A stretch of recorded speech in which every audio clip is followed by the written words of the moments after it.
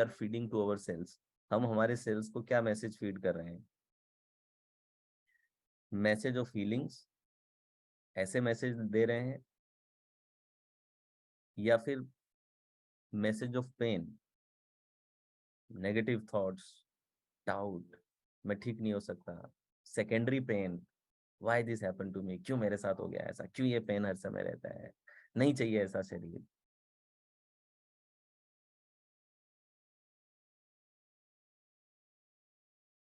Yes और no? होता है कई बार, बहुत ज्यादा दर्द हो रहा हो हाथ में, तो इंसान कहता है ये हटा लो यार ये हाथ यहाँ से, तो बढ़िया रहे। So what kind of message are we passing on? The message of hatred? Are we passing on the message of bitterness? Are we passing the message of toxicity? So आप देखें कि every thought that we create is like an environment in which environment you are giving to yourselves. तो एक मछली को अगर आप एक गंदे पानी में रखेंगे, उसका अंदर का सिस्टम कितना भी बढ़िया हो, आप देखेंगे ना कि वो गंदी होने लगेगी, बिगड़ने लगेगा। तो हमारे जो थॉट्स होते हैं, हमारे जो फीलिंग्स होते हैं, ये एक एनवायरनमेंट देते हैं हमारे सेल्स के लिए। दैट्स वाई जब मैंने आपको ग्रेटिट्यूड कहा, आज आप जानते हैं ग्रेटिट्यूड पे इतनी रिसर्चेज हैं कि ग्रेटिट्यूड आपके एजिंग प्रोसेस को स्लो करता है, आपकी इम्यूनिटी को इम्प्रूव करता है।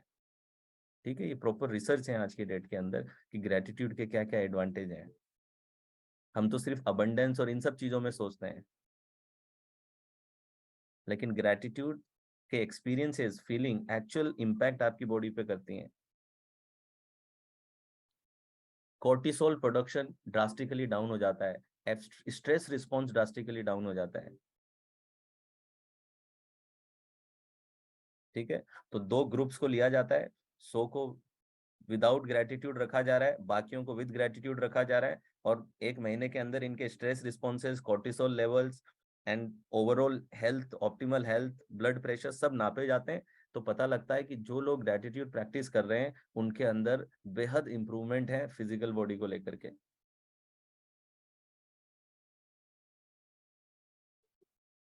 तो body and mind are one system. तो जो भी हेल्थ इश्यू से गुजर रहे हैं आप लोग, हम हीलिंग मेडिटेशन वगैरह भी करेंगे इस कोर्स में, लेकिन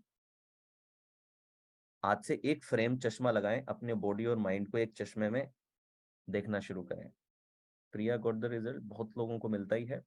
सो एक फ्रेम में देखें कि यानी कि अगर मेरी बॉडी में इश्यूज हैं तो by bringing changes in my mind I can change.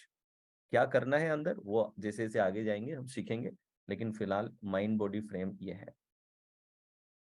चलो एक एक्सरसाइज कराऊं आपको, चलिए, कि माइंड कैसे हमारी बॉडी पे इम्पैक्ट डालता है।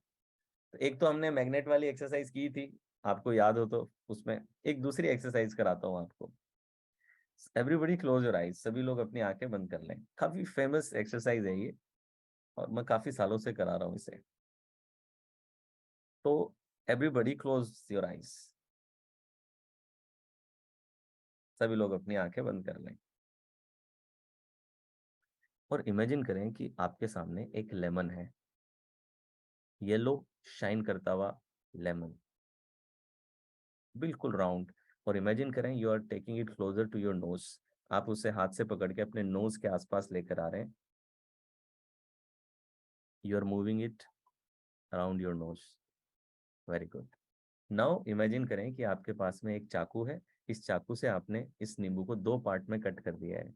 Cut it in two part, you just have to visualise, nothing else, कि आपने इस नींबू को दो पार्ट में कट कर दिया है। Now see the fibre of the first part, एक पार्ट का फाइबर देखें, ये जूसी लग रहा है। एंड नाउ इमेजिन कि आप एक हाफ पार्ट को उठा करके अपनी टंग के क्लोज ला रहे हैं, and now imagine that you are squeezing the lemon, उस हाफ पार्ट को स्क्वीज कर रहे हैं, and drop by drop on the tip of your tongue these drops are falling. Good, आंखें खोल लें। अच्छा, कितने लोगों को सलाइवेट हुआ और कितने लोगों को डिस्गस्ट आई कि बहुत से लोगों को ये फीलिंग आती है, राइट, एक एक डिस्गस्ट बनती है। और बहुत सारों को सलाइवेट हुआ होगा कि सलाइवा बन गया होगा। ठीक है, डिस्गस्ट, सलाइवेट। हाँ, तो ये दिखने में बड़ी सिंपल सी एक्सरसाइज लगती है, ठीक है, लेकिन अगर आप इस एक्सरसाइज की गहराई समझें तो आपको पता है कि आपके माउथ में सलाइवा कब पैदा होता है, कैसे पैदा होता है सलाइवा?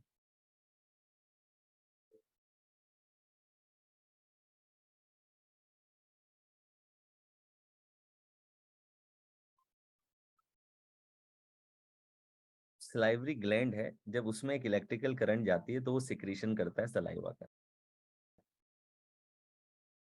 वो स्टिमुलेट, सलाइवरी ग्लैंड आपका स्टिमुलेट होता है तो वो सलाइवा प्रोड्यूस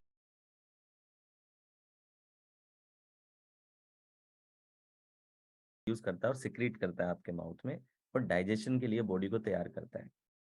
इसमें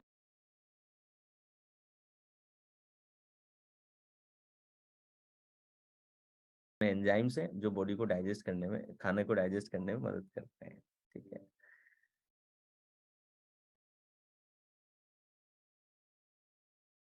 देखिए, नींबू कहाँ था? क्या कोई रियल नींबू था?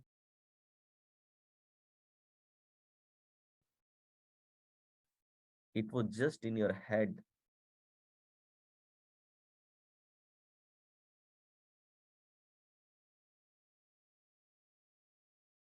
And you can initiate an electrical current just by imagining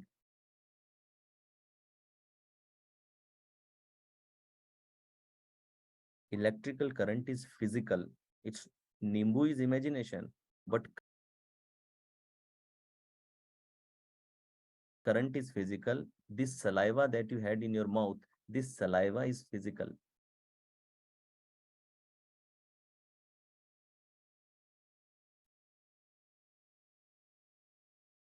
Yes or no?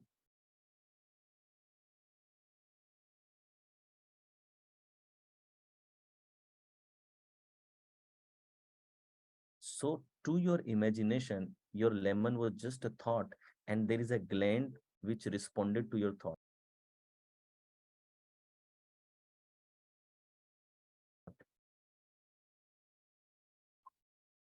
Clear है जी? कई बार आप देखते हैं that in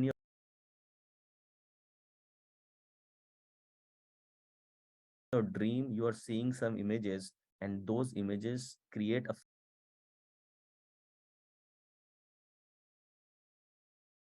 physical response in your body, कि आप नींद में कहीं पे गिरे हैं तो सडनली आपका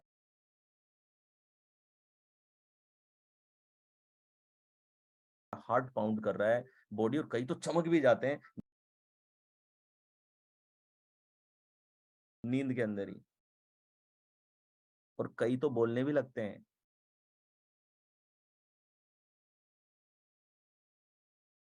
एक्चुअल मतलब के there is some image in your head, this image is stimulating your vocal cord, and through that vocal cord you are actually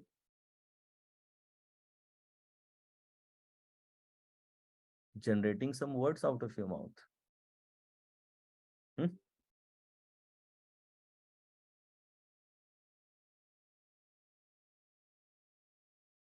So body and mind are one system, or just by creating right thoughts in our mind we can learn to influence our body.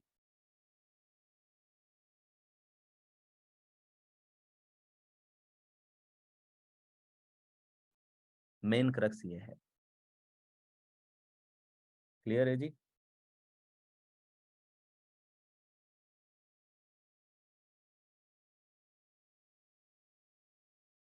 Same page लिख दें अगर तीसरा frame clear है। इस frame की application कहाँ होगी? इस फ्रेम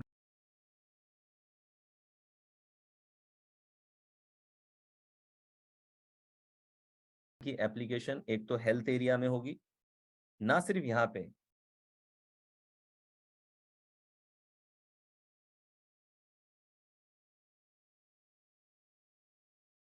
इसकी एप्लीकेशन स्टेट के चैप्टर में भी बहुत आएगी। कि अगर कॉन्फिडेंस की स्टेट लानी है तो आपने देखा डर की हमेशा एक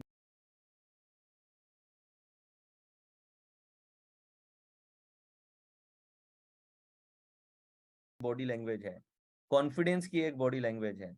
तो यानी कि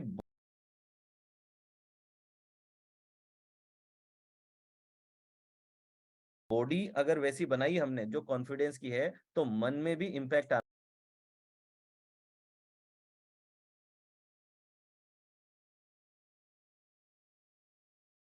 चाहिए और कॉन्फिडेंस महसूस होना चाहिए, क्योंकि दोनों एक दूसरे के साथ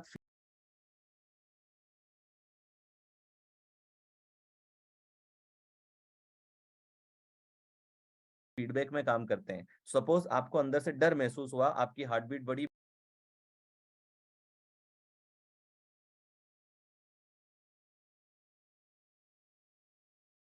ब्रीदिंग पैटर्न बढ़ा, स्वेटिंग हुई, चेहरा लाल पड़ गया, और अब ये चेहरा लाल पड़ना, हार्ट बीट होना फिर से फीड करेगी स्टेट को, अब वो स्टेट और डर थोड़ा और बढ़ेगा।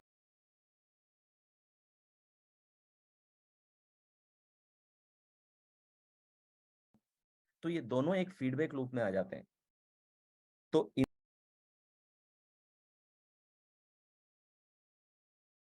इनर सेंसेशन, इनर स्टिमुलेशन आपकी बॉडी पे इंपैक्ट डालता है, फिर बॉडी के इंपैक्ट को अंदर से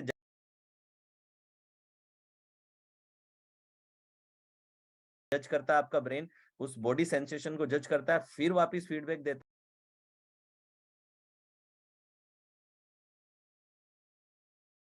है। तो डर और बॉडी रिस्पॉन्स, इन दोनों की एक साइकिल बन जाती है, और ये साइकिल आउट ऑफ कंट्रोल जब जाने लगती है, तो फिर बाद में मीनियक होना, पैनिक अटैक आना या एंजाइटी आना। ठीक है, how to overcome this, yes Vikrant, ये भी बताएंगे। ठीक है, ऐसा नहीं कि यही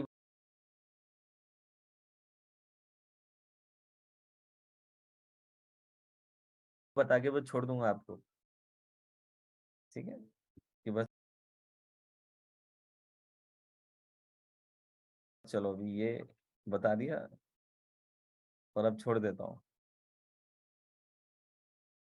तीसरा क्लियर है। अब चौथा फ्रेम और बता देता हूँ, फिर आपको लंच पे भेज दूंगा। हालांकि एग्जाम्पल गलत था, लंच टाइम पे इस तरीके का एग्जाम्पल देना ठीक बात नहीं होती है, बट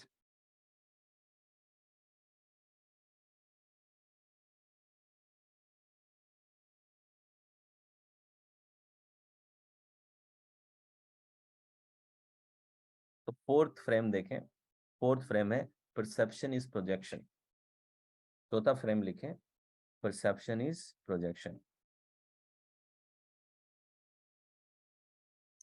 देखिए, क्यूरियोसिटी होना बहुत अच्छी बात है, लेकिन क्यूरियोसिटी के साथ में पेशेंस बेहद जरूरी है। ठीक है, एल्बर्ट आइंस्टाइन एक बात कहते थे कि ऐसा नहीं है कि मैं ज्यादा होशियार हूँ, इट इज जस्ट दैट कि एक प्रॉब्लम को सॉल्व करने के लिए मेरे में बहुत पेशेंस है, और मैं कई समय तक उससे जुड़ा रहता हूँ, उसको खोजने के लिए। ठीक है, सो curious having curiosity is good, but having impatience is compulsiveness. Okay,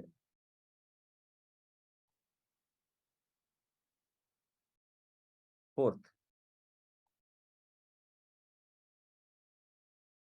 perception is projection, या फिर इसको प्री सपोजिशन की तरह भी लिया जाता है। मैं कुछ एनएलपी की प्री सपोजिशंस भी आपको बताऊंगा। प्री सपोजिशन में इसको कहा जाता है that map is not the territory. ठीक है, मैप एक टेरिटरी नहीं है।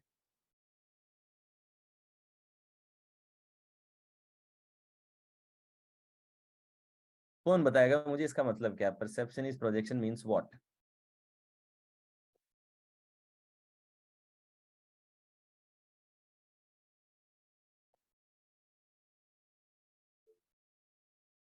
What we believe we C.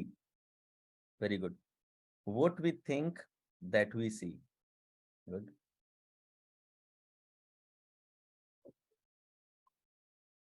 False evidence appearing real. Okay. What you believe happens. Our outlook shapes reality. Our perception is truth to us. आप react करते हैं.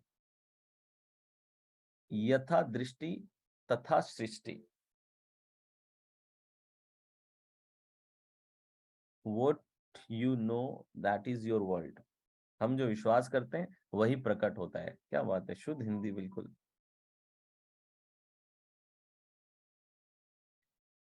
Almost सभी ने बिल्कुल सही ही लिखा है. ठीक है, पर इसको थोड़ा और समझ लेते हैं. हम लोग कॉन्स्टेंटली एनवायरनमेंट से डेटा लेते हैं सेंसस के जरिए, राइट. बहुत सारा मिलियन बिट्स, 16 मिलियन बिट्स से 40 मिलियन बिट्स इतना डेटा अंदर गया. ये डेटा जब सेंसस पे जाता है तो इसे कहते हैं रिसेप्शन. तो ये तो आप सभी जानते हैं कि अलग अलग सेंसरी इनपुट ब्रेन के अलग अलग हिस्सों में जाता है, एक जगह पे नहीं जाता है. तो जो आप सुन रहे हैं मेरी आवाज, वो ब्रेन के अलग हिस्से में जाके प्रोसेस हो रही है. जो आप मुझे देख रहे हैं वो अलग जगह पे जाके प्रोसेस हो रहा है, राइट. तो सारे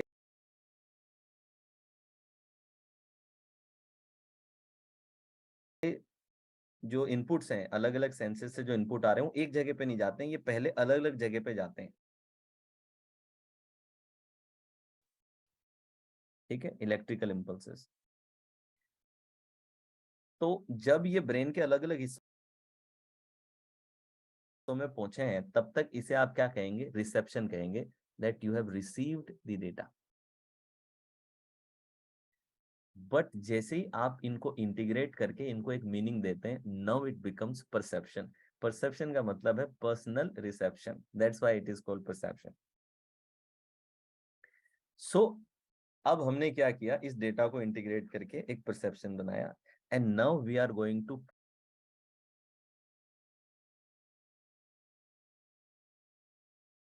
project not the real thing, we are going to project our perception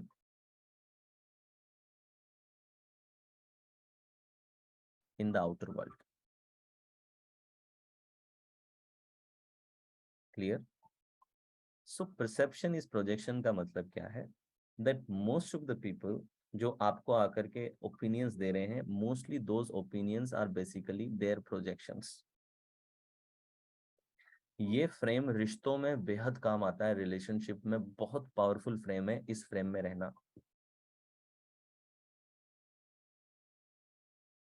कैसे, मैं अभी बताता हूं आपको. फॉर एग्जाम्पल, कि कोई आकर के आपसे बार बार ये कहता है दैट यू आर अगली, तुम बदसूरत हो, या फिर तुम दिखने में अच्छे नहीं, या फिर तुम दिखने में अच्छी नहीं हो, you are ugly. And then you get hurt, then you feel bad कि किसी ने मेरे साथ ऐसे कैसे बात कर दिया, किसी ने मुझे ऐसा क्यों कह दिया. Maybe now it will impact your self esteem. Now whenever you go out you are conscious about your beauty because you are in doubt about your beauty. This might create issue of worthiness. This might create issue of self-esteem. Maybe when you are interacting with people, when you are selling, everywhere this thing is going on, it is reducing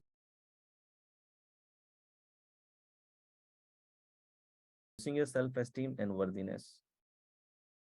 but आप अगर perception इस projection frame को लगा दें, तो जब कोई इंसान आकर के आपको अगली कहता है, तो it says nothing about you. That person is projecting his idea of ugliness on you.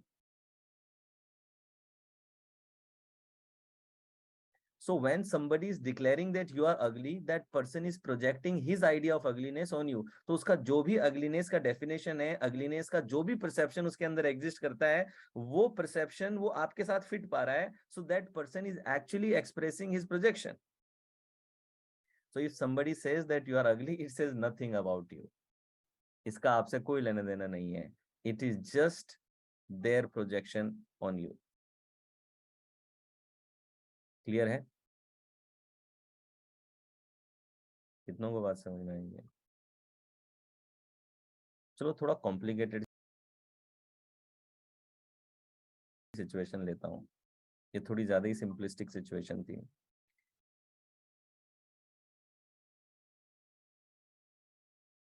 Suppose एक लड़की है, शादी हुई, एम्बिशियस है और अपना खुद का करियर है, फैमिली का प्रेशर था, सब था, तो अल्टीमेटली सपोज बेबी प्लान करना पड़ा। अब बेबी छोटा है, करियर इंपॉर्टेंट है, तो अब इसने एक केयरटेकर रख रखी है। नौकरी इसने छोड़ी नहीं है क्योंकि इसका एम्बिशन जो है वो उसको बहुत प्यारा है। ठीक है, अब ये काम कर रही है। ठीक है, अब इसके घर के बाकी लोग इसे जज कर रहे हैं और कई बार बातों बातों में उसे कहते हैं you are not a good mother. कई बार हो सकता है इसका हस्बैंड इसे कह देता है you are not a good mother, कई बार उसकी सास कह देती है you are not a good mother, और कई बार शायद आसपास के पड़ोसी लोग भी ऐसा कह देते हैं कि पैसे का क्या करोगे, करियर का क्या करोगे, I think you are selfish, what kind of a mother you are. Okay, now doesn't matter how strong she is, when you are constantly bombarded with these kind of opinions, now you will start doubting your decision, and then you will start feeling guilty about it. Now there is a parental guilt, you will experience parenting guilt continuously. Okay, जो लोग इससे गुजरते हैं वो exactly समझ पा रहे होंगे कि अभी मैं क्या कह रहा हूँ, कि पेरेंटिंग गिल्ट क्या चीज होती है।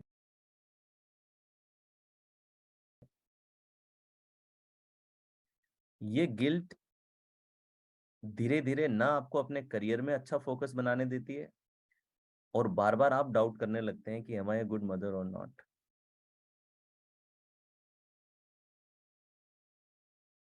अब इसके अंदर एक कॉन्फ्लिक्ट पैदा हो जाती है, एक डुअलिटी एग्जिस्ट करती है कि एक तरफ आइडिया ऑफ गुड मदर और एक तरफ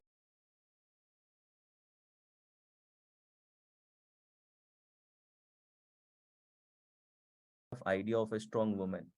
ठीक है, these two conflicting ideas now creating a conflict and duality in her mind, and many times when you have continuous conflict, these conflicts, instead of resolving, they start coming in your neck, they start coming in your lower back, and sometimes they start coming as a cancer in your body, because ultimately इनका suppression, आपका brain जब constant चल रहा है तो suppress करने का प्रयास करता है, और हमने कहा body mind are one system. So कई बार माइंड में कॉन्स्टेंटली कॉन्फ्लिक्ट में रहना लोअर बैक का कारण बन जाता है, पेन का, जो बिना बिना रीजन के डॉक्टर एक्सरे निकालता है, एफएमआरआई कर एमआरआई कर देता है, सब कर देता है, कुछ नहीं निकल करके आता, लेकिन दर्द फिर भी रहता है। तो कई बार आपका ब्रेन जो बहुत स्ट्रॉन्ग कॉन्फ्लिक्ट्स लेके चलता है, तो ये कॉन्फ्लिक्ट्स को आपके शरीर के जो वीक पॉइंट्स होते हैं वहां पे जाके डंप कर देता है। तो कई बार घुटने वीक है, लोअर बैक वीक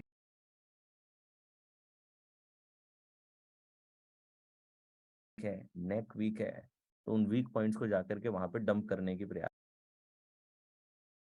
करता है। क्लियर है जी? अब अगर इस लड़की को परसेप्शन इज प्रोजेक्शन पता है तो इसकी लाइफ सॉर्टेड है। She has absolute clarity about life, about her decision. ठीक है, so when mother-in-law or husband, when people are saying that you are not a good mother, she knows that अगर मेरी mother in law मुझे कह रही है that you are not a good mother, she is projecting her idea of good mother on you. It says nothing about you.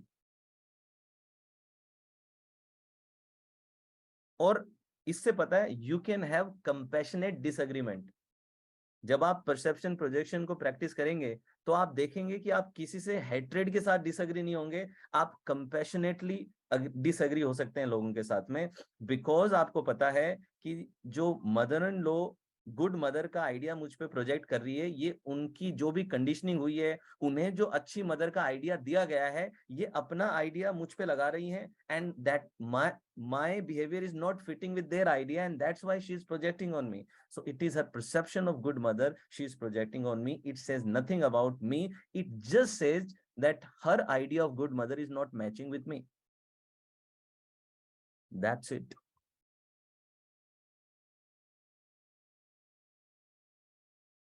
Clear? हाँ, मैं what about positive feedback? ठीक है, बहुत बढ़िया पीयूष, वेल डन। मैं किसी ना किसी एडी से समझ ही रहा था कि ये तो आए। तो देखें, जिस तरीके से किसी ने कहा कि यू आर अगली, उसी तरीके से जब कोई आपको यू आर ब्यूटीफुल कहता है, तो he is projecting his idea of beauty on you, it says nothing about you. ठीक है, तो ज्यादा खुश नहीं हो जाने का जब कोई कॉम्प्लीमेंट दे दे तो। इसलिए तो कहते हैं beauty lies in the eyes of beholder. तो इसलिए मुझे जब भी कोई तारीफ करता है, मैं एक ही जवाब देता हूँ, जी खूबसूरती सामने वाले की नजर में है, या फिर मैं कहता हूँ परसेप्शन इज प्रोजेक्शन। ठीक है, so if somebody is saying you beautiful, और मैं आपसे कह दूं कि ऐसा ना हो पाएगा कि you respond to beauty but you will not respond to ugliness, you can not have this kind of duality. Okay, so दोनों पे ही आपको परसेप्शन इज प्रोजेक्शन लगाना होगा। ठीक है, सवाल उठता, अच्छा आप कोई क्रिटिसिज्म दे तो कोई ना कोई एडी अभी ये भी सोच रहा होगा, तो फिर इससे तो ग्रो कैसे करेंगे? अगर हर जगह परसेप्शन इज प्रोजेक्शन है, तो कोई ऑडियंस अगर मुझे फीडबैक दे रही है और मैं कह दूं परसेप्शन इज प्रोजेक्शन, फिर मैं ग्रो कैसे करूंगा? तो हाउ टू टेक क्रिटिसिज्म, फिर क्रिटिसिज्म कैसे लें? तो क्रिटिसिज्म को डील करने के लिए मेरा 2 स्टेप का मॉडल है, वो आपको बता देता हूँ, उसको ध्यान में रखें। whenever somebody is criticizing you, you have to do 2 steps। ठीक है, आपको सिर्फ 2 स्टेप करने हैं। वो 2 स्टेप क्या है?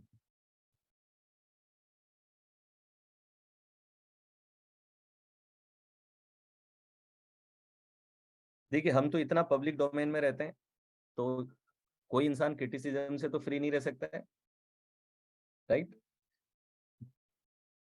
तो देखें, क्रिटिसिज्म में 2 तरीके हैं डील करने के। First, check the intention.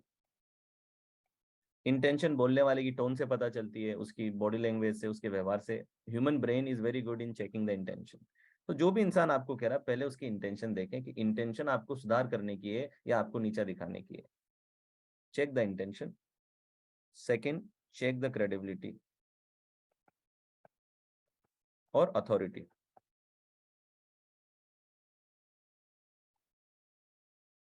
पहले इंटेंशन चेक कर लें,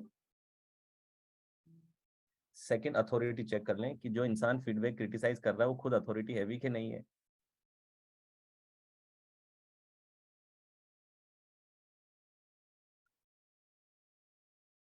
राइट? फॉर एग्जाम्पल, आप अपना कॉलेज पास करके आप एक डांसर बनना चाहते हैं, but your mother or father is coming and they're giving you a feedback, advice. No, you should join a job. Now, in this feedback, their intention is positive. Intention तो positive है, मगर क्या उनकी authority है? Do they know about dancing? Do they have authority in dancing? Authority नहीं है, right? It means you can apply perception is projection, and it is not necessary that you have to take a decision in pressure. You should follow your own passion. मैं 2010 की बात है, 9.5 लाख रुपए का package लग रहा था सीमेंस इलेक्ट्रॉनिक्स एंड कम्युनिकेशन की कोर कंपनी में।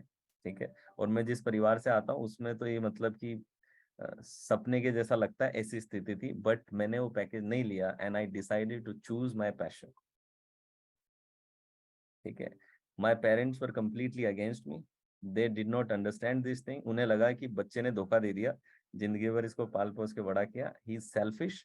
उनका उस समय ये परसेप्शन था कि मैं बहुत सेल्फिश हूँ, सिर्फ अपना सोच रहा हूँ और परिवार का नहीं सोच रहा हूँ, और कहीं ना कहीं बिट्रेल किया है मैंने। ठीक है,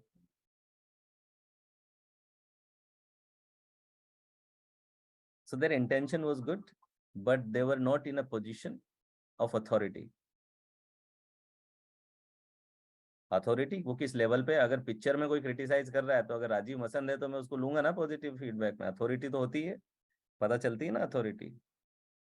ठीक है, अगर आपको कोई क्रिकेट पे एडवाइस दे रहा है तो उसने खुद कितना क्रिकेट खेल लिया पहले वो तो देखेंगे आप। वरना भारत में तो हर गेम में टीवी में देखते देखते हर कोई एडवाइस दे रहा है। विराट कोहली को यहाँ है ना ड्राइव कर देता तो बहुत बढ़िया था। मुझे लगता है धोनी को ये वाला बॉलर डालना चाहिए था, ये वाला बॉलर गलत लिया है ये। ठीक है, अथॉरिटी तो क्लियरली पता चलती है कि जिस सब्जेक्ट पे बंदा फीडबैक दे रहा है उस सब्जेक्ट पे क्या उसका एक्सपर्टीज लेवल है, क्या कितना वो समझता है उसको। ठीक है, दैट इज कॉल्ड अथॉरिटी। तो this is how you can एक हाइजीनिक वे में, हेल्दी वे में you can deal with criticism. ठीक है, इंटेंशन राइट नहीं है just ignore. But sir parents don't have authority, नहीं यहाँ पे अथॉरिटी, पेरेंट्स की अथॉरिटी तो है ही हमारे पे, लेकिन उस चीज पे अथॉरिटी है क्या उनकी? मतलब क्या वो मेरे पैशन को समझते हैं, उसको समझ करके वो मुझे गाइड कर रहे हैं क्या? कि जो मैं कोचिंग कर रहा हूँ उस एरिया में उनकी एक्सपर्टीज है, क्या वो उस गेम को समझते हैं, क्या वो उस बिजनेस को समझते हैं? राइट, उसमें अथॉरिटी नहीं है ना।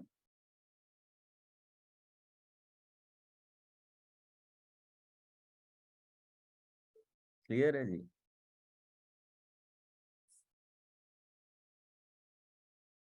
Perception is projection. ये हर्ट में काम करता है, जब आप हर्ट रोज दूसरों की बातों से अपने अंदर की टॉक्सिसिटी को मैनेज करने के लिए, कि जो भी लोग अपने आसपास के लोगों की बातों से प्रभावित होते हैं, उनके ओपिनियन से प्रभावित होते हैं, उन सब के लिए परसेप्शन इज प्रोजेक्शन एक बहुत ही खूबसूरत फ्रेम है। प्लस खुद के लिए भी, अपनी रिजिडिटी को बाहर करने के लिए भी बहुत खूबसूरत फ्रेम है ये। परसेप्शन इज प्रोजेक्शन का मैंने एक और मीनिंग बताया आपको, that map is not the reality. यानी कि मैप सच्चाई नहीं होता है, मैप सिर्फ एक इंटरनल रिप्रेजेंटेशन होता है किसी चीज का। जैसे मैं एक बोलूं प्लेन, इमेजिन करें प्लेन, इस वर्ड पे क्या इमेज आती है दिमाग में? मैंने एक वर्ड लिया प्लेन, तो आपने क्या देखा?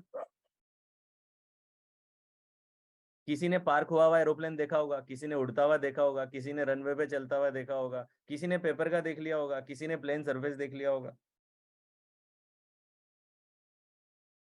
राइट, किसी ने डायमेंशन देख लिए, देखिए। लेकिन हमारे अंदर रिजिडिटी क्यों आती है? Because we think that my map is better than your map. Yes और नो? आज रिश्तों में एक उम्र रिश्ते की जब हो जाती है, उसके बाद में ज्यादातर रिश्तों की जो फाइट है, वो फाइट कहाँ से आ रही होती है? क्या ज्यादातर फाइट इस चीज की नहीं है that my map is better than your map, the need to be right?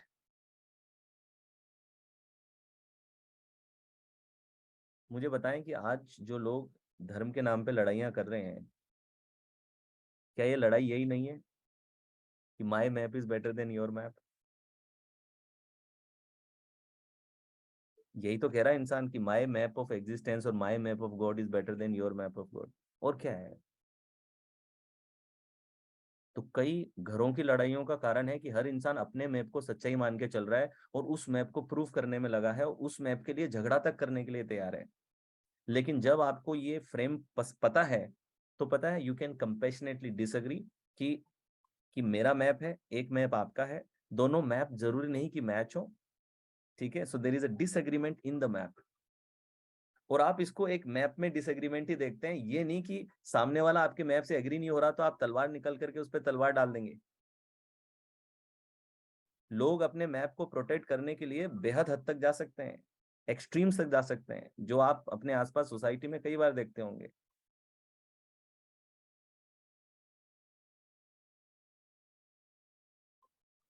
Clear है जी? तो परसेप्शन इज प्रोजेक्शन एक आपके अंदर हम्बलनेस भी लाता है। ये आपको बताता है कि that this is my map and this person's map is different than my map, and I completely respect the map, but I'm not agreeing to the map. So you can respectfully disagree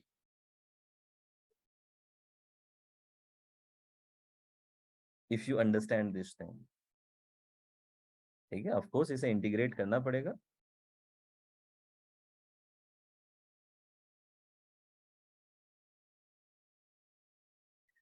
polarisation बायस पंकज ये होता है कि जहां पे आप ये सोचते हैं कि एक स्टैंड ही लेना जरूरी है।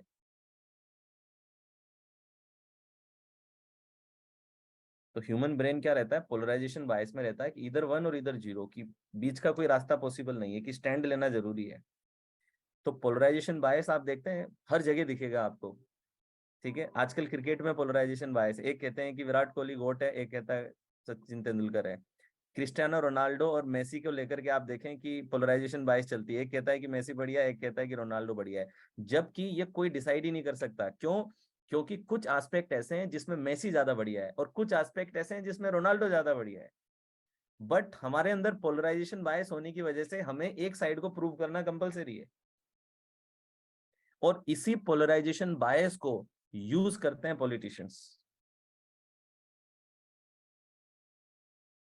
Because this is a brain phenomena, कि ब्रेन को पोलराइजेशन चाहिए, साइड चाहिए ब्रेन को, साइड पकड़ना है उसको, वो बीच का रास्ता नहीं ले सकता है। बीच का रास्ता लेने के लिए आपको बहुत इवॉल्व होना पड़ेगा, बहुत समझदार बनना पड़ेगा। जैसे IQ EQ SQ होता है ना, तो मेरा एक और क्यू है WQ। IQ तो इंटेलिजेंस क्वोशिएंट होता है, EQ इमोशनल क्वोशिएंट होता है, SQ स्पिरिचुअल क्वोशिएंट होता है। IQ का मतलब आपकी रीजनिंग लॉजिक इंटेलेक्ट कितनी बढ़िया, EQ का मतलब आपके इमोशंस की समझ कितनी बढ़िया, खुद के और लोगों की। स्पिरिचुअल कॉन्शियस क्वोशिएंट का मतलब कि आपकी एग्जिस्टेंशियल समझ कैसी है। WQ पता क्या होता है? Wisdom quotient. ये पता होना कि कहाँ पे IQ लगाना है, कहाँ पे EQ लगाना है और कहाँ पे SQ लगाना है। कई मूर्ख ऐसे हैं जो सब जगह IQ लगा रहे हैं। ठीक है, इसीलिए एल्बर्ट आइंस्टाइन को 2 शादियां करना पड़ी, बीवी नहीं समझ पाया वो भी। क्यों? क्योंकि इस रिश्ते में भी IQ लगा रहा था। स्टीफन हॉकिंग रिश्ते में भी IQ लगा रहा था, नहीं चला। ठीक है, तो मेरे हिसाब से एक चौथा क्वेश्चन और होना चाहिए, वो है विजडम क्वेश्चन। और विजडम क्वेश्चन का मतलब है आपके अंदर ये समझ होना कि कहाँ मुझे IQ से डील करना है, कहाँ पे EQ लगाना है और कहाँ पे SQ लगाना है।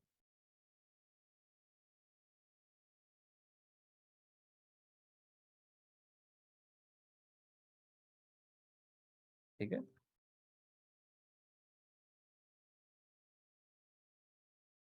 तो हर जगह पोलराइजेशन नहीं होगा। ठीक है, हर चीज का आंसर आप पोलराइजेशन में नहीं निकाल पाएंगे।